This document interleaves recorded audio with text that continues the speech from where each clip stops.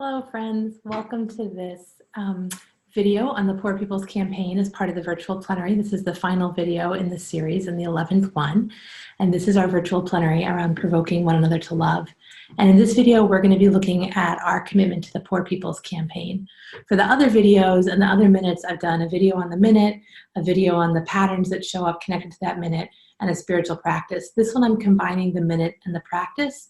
The other minutes we looked at were all about internal commitments we've made, and this one's different because this is about us committing to an external organization and movement that's already happened.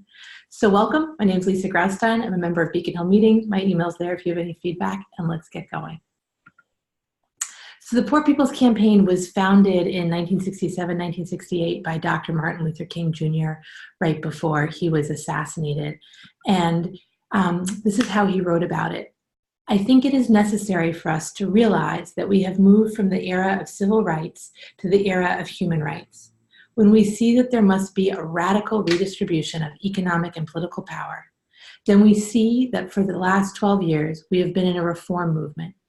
That after Selma and the Voting Rights Bill, we move to a new era, which must be an era of revolution. In short, we have moved to an era where we are called upon to raise certain basic questions about the whole society.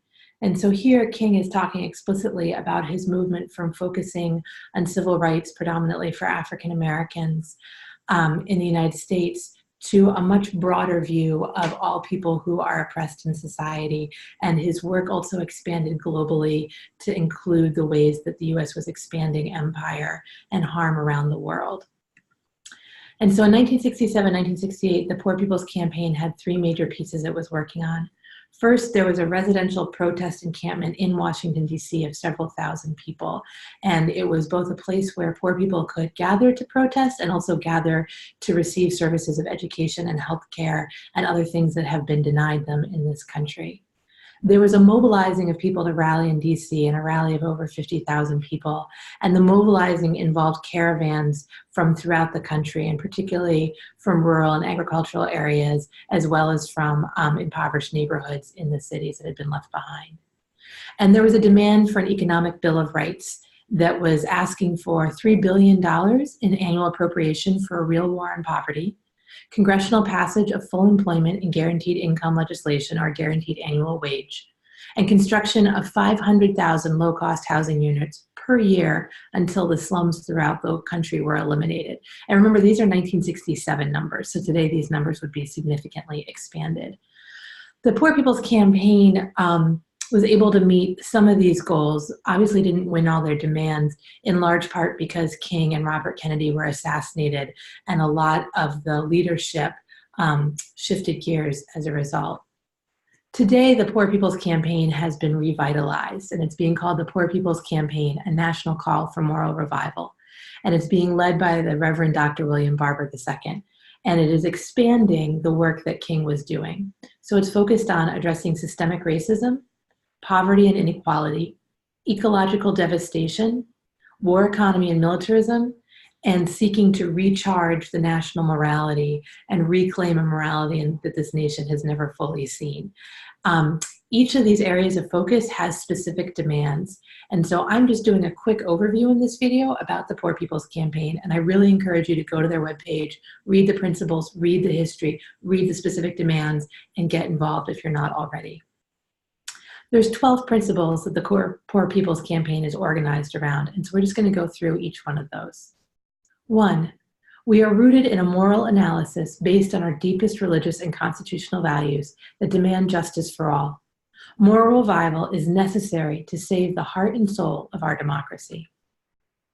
We are committed to lifting up and deepening the leadership of those most affected by systemic racism, poverty, the war economy, and ecological devastation, and to building unity across lines of division. We believe in the dismantling of unjust criminalization, systems that exploit our poor communities and communities of color, and the transformation of the war economy into a peace economy that values all humanity. We believe that equal protection under the law is non-negotiable. We believe that people should not live in or die from poverty in the richest nation ever to exist. Blaming the poor and claiming that the United States does not have an abundance of resources to overcome poverty are false narratives used to perpetuate economic exploitation, exclusion, and deep inequality. We recognize the centrality of systemic racism in maintaining economic oppression must be named, detailed, and exposed empirically, morally, and spiritually. Poverty and economic inequality cannot be understood apart from a society built on white supremacy. We aim to shift the distorted moral narrative often promoted by religious extremists in the nation from issues like prayer in school, abortion, and gun rights, to one that is concerned with how our society treats the poor, those on the margins, the least of these, women, LGBTQIA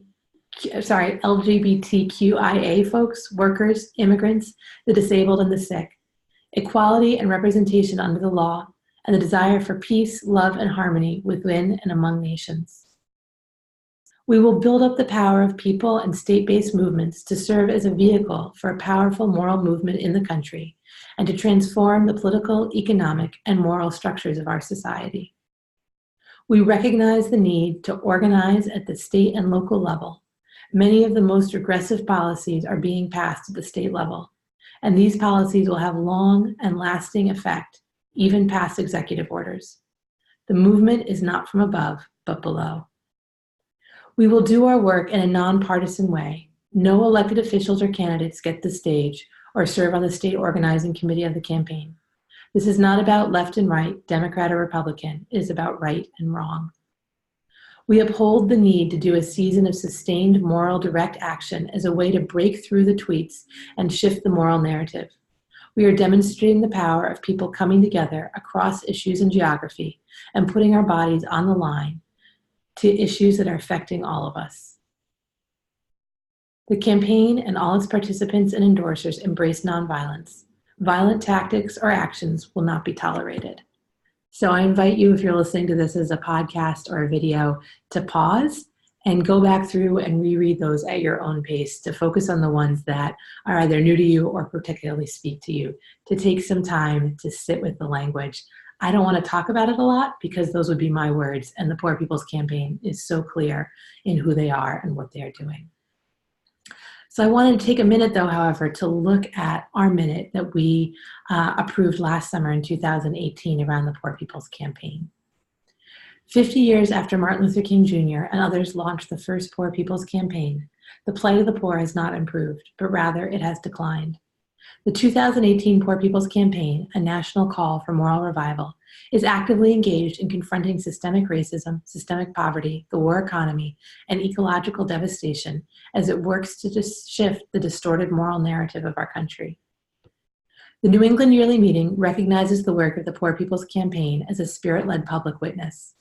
We encourage meetings and individuals to unite with the Poor People's Campaign by working to change the war on the poor to a condemnation and eradication of poverty itself, and to become involved through volunteering, organizing, and/or financially supporting the coming together of many people across many different spectrums to further the witness of the Poor People's Campaign.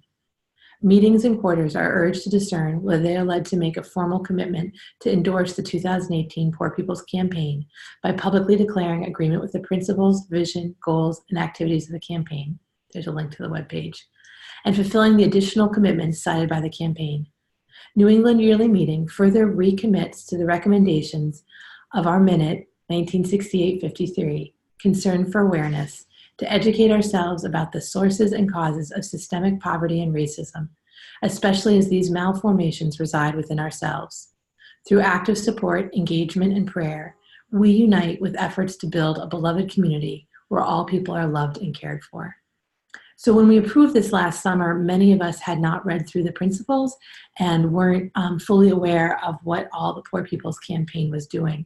So my goal in this video was just to share the basic principles and framing of what the Poor People's Campaign is doing.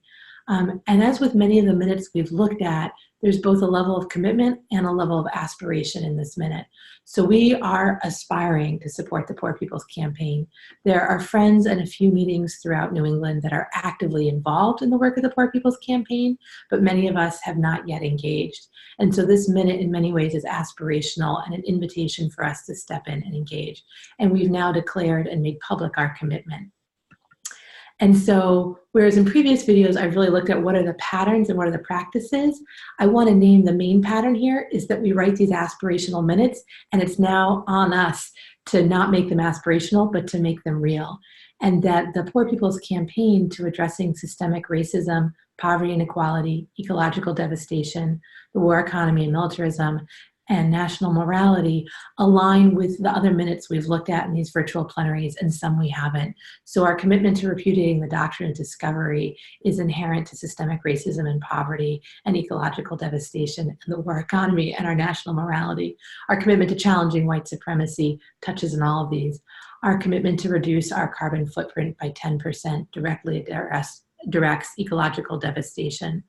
Our minutes supporting peaceful resolution and human rights in Palestine and Israel, our minutes regarding our support for our immigrant siblings, and a dramatic call for change in policy in our government around immigration policies and practices, and the actions and work of many local friends and meetings to address human rights, address community conflict, address systemic oppression, are interlinked with the focus and commitment of the Poor People's Campaign. And so the practice here needs to be, we get up out of our seats and we engage, we take action, we get involved, for those of us who are not yet. It's about centering the principles of the Poor People's Campaign as a tool in our discernment. So part of my big hope in doing this video series is that when we are sitting in sessions, when we are sitting in our business meetings, in our quarters, in our monthly meetings, and we have a complicated issue before us, we ask, how is this an opportunity to repudiate the doctrine of discovery? How is this an opportunity to challenge white supremacy? How is this an opportunity to move into right relationship with the earth? And the Poor People's Campaign gives us a whole other set of questions we can be asking in our discernment about how do we step into solidarity with the people most on the margins of our society and most targeted by the oppressive systems in our society and government. How do we center the voices that do not get centered in our discernment so that as we're making decisions, we are making decisions that encompass the whole and not just the privileged few. It's about bringing the principles and the commitment to ending these systems of oppression into our prayer and worship lives. So one thing I started to do before I go to meeting on Sundays is I read through the principles of the Poor People's Campaign so that the last text I am looking at before I enter into worship sometimes is those principles, and I bring them in and I sit with how am I being invited and called to live into those principles. And it's to live into the interconnectedness of all of this issue, of all of these issues. None of us can do all of these things at once.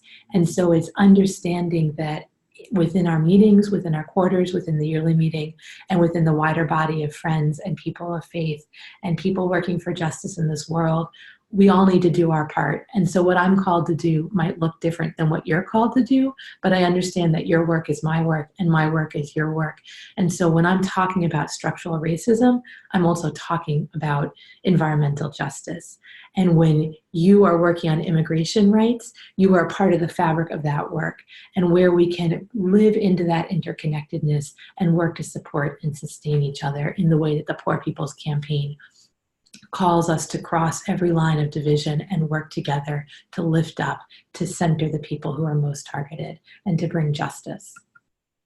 And so the reflection questions for this video are two, and you've seen some of them before.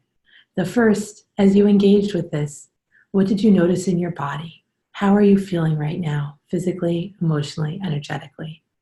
And then the second question is very practical. What is your next step for your involvement with the Poor People's Campaign? How can your Quaker community support you in this next step?